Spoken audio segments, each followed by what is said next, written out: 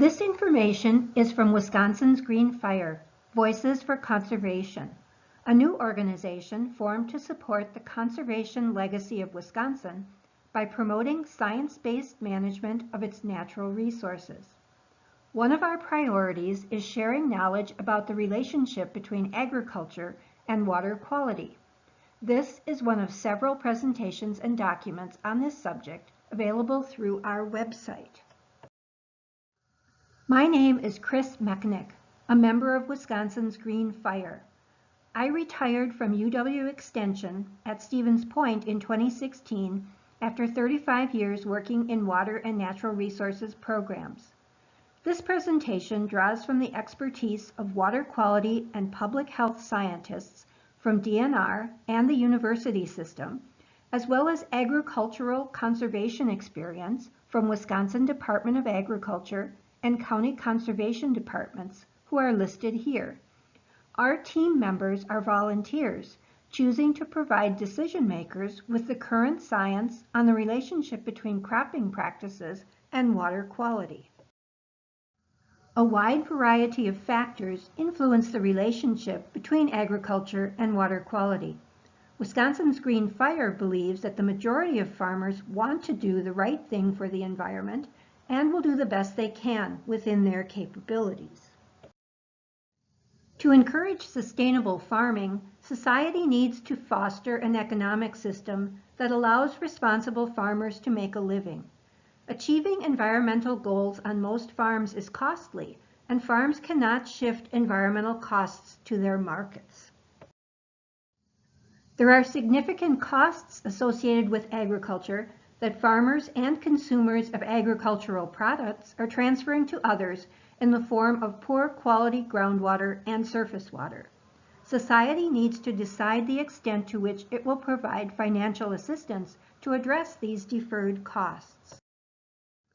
Society needs to decide the extent to which it will assist farmers who want to adopt conservation practices but can't afford them, and reward farmers already meeting performance standards, especially those achieving water quality standards. This needs to include accountability to treat farmers fairly and ensure cost-effective use of public funds. The primary purpose of these Wisconsin Green Fire presentations is to make available science that informs farmers and policymakers when statewide minimum practices will still allow local environmental impacts. Finally, society needs to decide the extent to which it will enforce compliance on farms that willfully refuse to adopt or maintain performance standards despite having the available resources to do so. This slide provides an overview of the take-home messages of this presentation on water quality and pathogens. The slides that follow will provide supporting information for these messages. First, animal manure can be a valuable resource for farmers. But in Wisconsin, manure has polluted water with disease-causing organisms called pathogens that can make people and animals sick. Some natural environments and some wells are especially susceptible to pathogen pollution. But good manure management can help reduce the risk of water pollution from pathogens. Manure is a nutrient-rich resource, but it can become a disposal problem. Each day, a 1,400-pound dairy cow produces about as many pounds of fecal waste as do 120 people. Manure contains bacteria and viruses, and it is typically not treated before it is applied to the land. Not all bacteria or viruses cause sicknesses in people. Those that do are called pathogens. Pathogens cause infections. When people bathe or swim in pathogen-contaminated water, they can develop ear infections, respiratory infections, skin rashes, or infections in open wounds. When people drink pathogen-contaminated water or swallow it while swimming, they can develop intestinal infections that lead to diarrhea, nausea, vomiting, cramps, and fever. In some cases, chronic or fatal illnesses can also result from these infections. How do we know if there are pathogens in water? We can't see them, so we have to test it. It would be too time-consuming and expensive to test for every possible pathogen, so we rely on the concept that some kinds of bacteria are generally found in large numbers whenever pathogens are found in water. The kinds of microbes or microorganisms that might make people sick include bacteria, viruses, and protozoa. Coliform bacteria are a type of bacteria found in feces, but they are also found naturally in the soil. Fecal coliform are a subset of coliform bacteria, and they occur almost exclusively in feces. E. coli is one specific species of fecal coliform. E. coli 0157H7 is a type of E. coli that causes serious human illness, making it a pathogen. We should note here that this presentation does not deal specifically with viruses. Scientists know less about virus movement in soil than they do about bacteria movement. However, there is evidence to indicate that their movement is not the same. If this is true, it potentially reduces the effectiveness of coliform bacteria as an indicator of pathogen contamination. When we test drinking water, coliform bacteria are used to indicate a pathway from the surface of the ground to groundwater and possible fecal contamination. Wells that are found to have coliform bacteria are further tested for E. coli. The presence of E. coli confirms fecal contamination. State and federal agencies set limits on the acceptable amounts of contaminants in drinking water. These limits or standards are mandatory for public water supplies, but they're only advisory most of the time for private wells. Coliform bacteria and E. coli in any amount make water unsafe to drink according to the drinking water standards. Coliform bacteria are common in the environment and in soil, so we don't test for them in recreational waters. Rather, recreational waters such as beaches are tested for fecal coliform and E. coli. Because we share these waters with birds and other animals that produce feces, up to 235 E. coli in 100 milliliters of water, which is a little less than half a cup, is considered acceptable. When there are more than 235 E. coli in a sample, an advisory sign is posted at the beach to warn swimmers. If the number of E. coli in a sample reaches 1,000, then the beach is closed, and Wisconsin is the only state that has this two-tiered beach system. There are a number of pathogens in manure that can cause human illness. These can include Campylobacter, E. coli 0157H7, Salmonella, Cryptosporidium, Giardia, and some viruses. How might these pathogens get from the farm to us?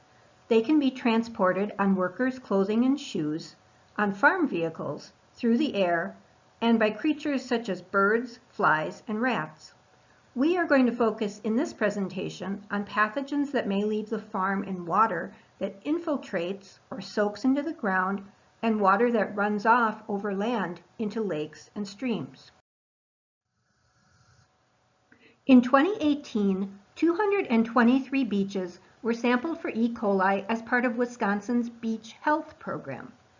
Of 5,104 samples, 553, or 11%, exceeded the E. coli standard, resulting in a beach advisory or a beach closure. These samples came from 120 different beaches in 28 different counties. We should note that not all data is reported to the Beach Health Program, and not all beaches are monitored.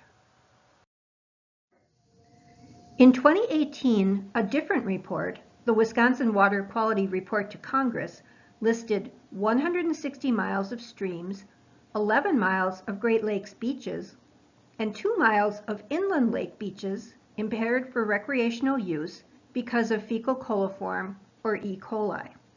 Most lakes and streams without beaches are not tested for fecal coliform or E. coli, so they don't receive an evaluation for impairment based on bacteria. We don't always know whether the source of the bacteria is wild animals, livestock, or humans. Septic systems that are not working properly or are illegally connected to tile drains in fields can be sources. Runoff may also carry human or animal bacteria into drinking water sources, such as Lakes Michigan, Superior, and Winnebago. Surface water is treated before being used for drinking water, but problems can still occur. In 1993, the parasite Cryptosporidium in Milwaukee's drinking water sickened 403,000 people. It was never conclusively shown whether that contamination was from human or animal sources. There are 5 main environmental factors that increase the risk that pathogens from manure will infiltrate or soak into the ground and enter the groundwater. The first one is the presence of thin or sandy soils, especially above fractured bedrock.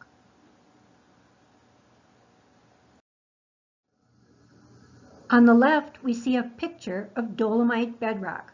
Dolomite is a type of bedrock that dissolves relatively easily in water. This dolomite is highly fractured. It has many cracks that allow water and contaminants to move through it quickly. At this location, the bedrock also has almost no soil on top of it to filter contaminants. The map shows us the area of the state where this type of bedrock is close to the land surface. In the beige areas on the map, the bedrock is covered by 0 to 50 feet of soil. In the green areas, the depth of the soil over the bedrock is at least 50 feet. So the beige areas on the map are particularly vulnerable to contamination with manure. The second risk factor is karst features. Dolomite bedrock, as we saw before, is susceptible to developing these characteristic features.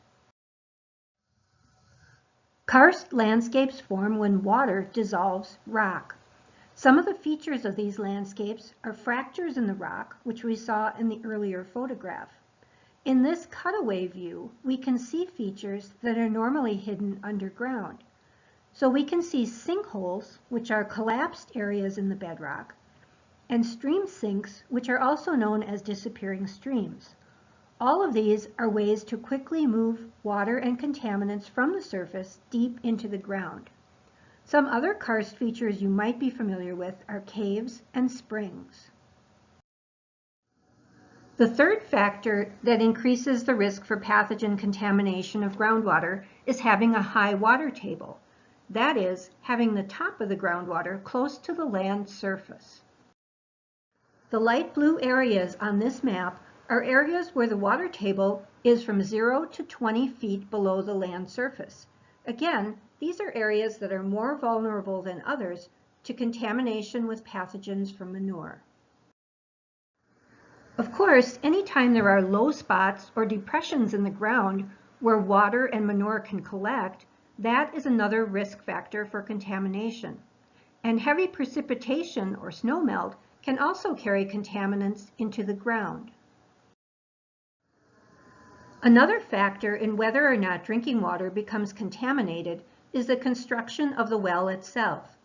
In fractured bedrock, the amount of casing, the pipe that lines the well, can be important. In this cutaway diagram, the black line along the sides of the well represent the well casing. Since water can enter at any depth below the end of the casing, this well is contaminated with water from the sinkhole on the surface. It's important to note here that it wouldn't matter how much deeper you would make this well. What's really important here is how deep the casing is. However, in Kewaunee County, researchers were surprised to find that casing depth was not a major predictor of pathogens in wells when the depth to bedrock was less than 30 feet. The surrounding land use was more important. Here's an example of a well contamination event related to manure spreading in Kewaunee County in a very vulnerable area where dolomite bedrock is close to the land surface.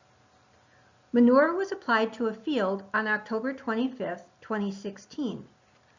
More than 1 inch of rain fell the next day, and a house was located near the field. 2 days after the manure was spread, and 1 day after the 1-inch rain, the tap water from the house, which you can see on the right, was clearly contaminated. It contained 8 different microorganisms that were found on the farm field that received the manure, and 2 other microorganisms that were pathogens. In a project in Kewaunee County in 2017, wells that were found to have coliform bacteria or high nitrate were randomly selected for retesting. Of 131 wells, 60%, or 79 out of 131, had 1 or more fecal microbes. Of those 79 wells, 44 had bovine microbes present and 33 had human microbes present. 9 had both human and bovine microbes present, and 11 had microbes that could have come from either source. The conceptual model of fecal contamination developed for Kewaunee County by Dr. Mark Borchardt and his team shows that manure application is a large fecal source, about 700 million gallons per year, but it is applied only periodically, and its application timing, location, and infiltration can vary. On the other hand, the human fecal source from septic systems is smaller, about 200 million gallons per year, but it occurs continuously, and it is often located closer to drinking water wells. But in both cases, transport of pathogens occurs easily through the large openings in the fractured bedrock. In the absence of specific research projects, most of us don't have our water tested for specific microbes and pathogens. As we discussed earlier, we rely on a general coliform bacteria test to indicate the possible presence of pathogens. In Wisconsin, well contamination with coliform bacteria varies greatly by county and within counties. The statewide average is 17% of private wells having coliform bacteria, but that varies from 5% in only 21 wells tested in Milwaukee County to 42% of 312 wells tested in Lafayette County. Agriculture is only one possible source of these coliform bacteria. We should note that coliform bacteria do not always show up upon retesting. People do make errors when they take their samples. On the other hand, bacteria inputs to groundwater can be intermittent, as the previous slide showed. All wells that have total coliform bacteria present are further tested for E. coli. Although 17% of wells statewide have coliform bacteria present, only 1 to 2% have E. coli present. A further test that can be done but is not routine is called microbial source tracking. At the State Laboratory of Hygiene in Madison, this test looks for 3 additional bacteria. It can distinguish between contamination with human waste and contamination with waste from animals that graze or feed on grasses and plants. This can include some wildlife such as deer, in addition to livestock. Microbial source tracking is done at the State Lab of Hygiene on wells suspected of being contaminated with manure. Of those wells, more than 50% were verified to have microbes associated with the waste of grazing animals. Less than 10% were found to be contaminated by human waste. 20% showed no fecal contamination during this follow-up testing. This again shows that the movement of bacteria to groundwater can be intermittent. In 2006, the DNR began providing money to private well owners through the Well Compensation Program to replace wells contaminated with manure. Microbial source tracking is one tool used to identify such wells, along with sanitary surveys of the well and a look at local land use. Based on this combination of factors, as of 2018, more than 60 manure-contaminated wells have been replaced at a public cost of over $500,000. The program is voluntary, so some eligible well owners may not be identified, or they may not apply. There are two basic ways that farmers can minimize manure-borne pathogens in the environment and in water.